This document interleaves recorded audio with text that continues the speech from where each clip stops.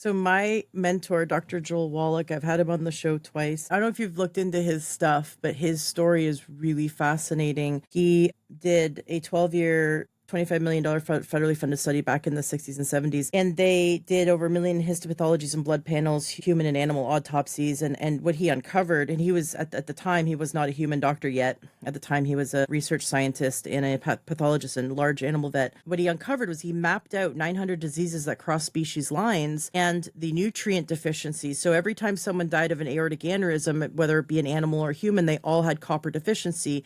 And he was like, well, that makes sense. Copper is needed to make collagen, elastin, and your body can't make it. Then there's the cascade effect that happens. And what he discovered was that the brunt of nutrient deficiency that led to disease was mineral deficiency. He went on to see that and discover that cystic fibrosis and muscular dystrophy and Down syndrome are nutrient deficiencies in utero.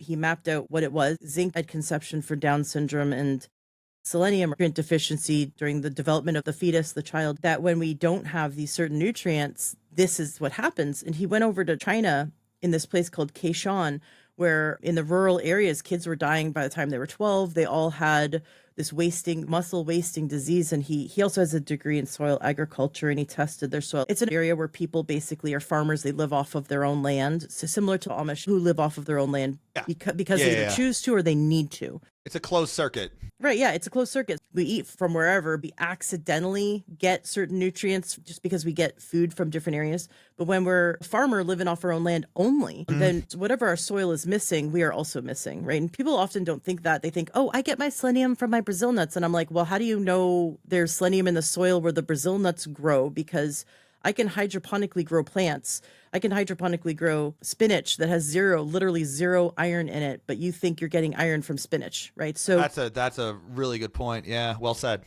Dr. Wallach, what he discovered was that it was muscular dystrophy, that it was a selenium deficiency in the soil, and they were able to help that community by, I guess now they're doing selenium supplementation. But the point is that there's 900 diseases, and they're all nutrient deficiencies, but most of them are mineral deficiencies.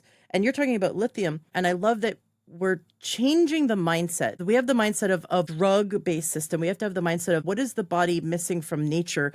We get lithium. It's natural. We're going to get it from our water. We're going to get it from food because it's in the soil. We're supposed to have it in low and healthy doses. You're supposed to have it. But so many people are, if you're deficient and you take it, stuff will start to work. People who aren't deficient in it and they take it, they don't necessarily have as big of a shift, which is what we talked about before. So that's why it's worth experimenting.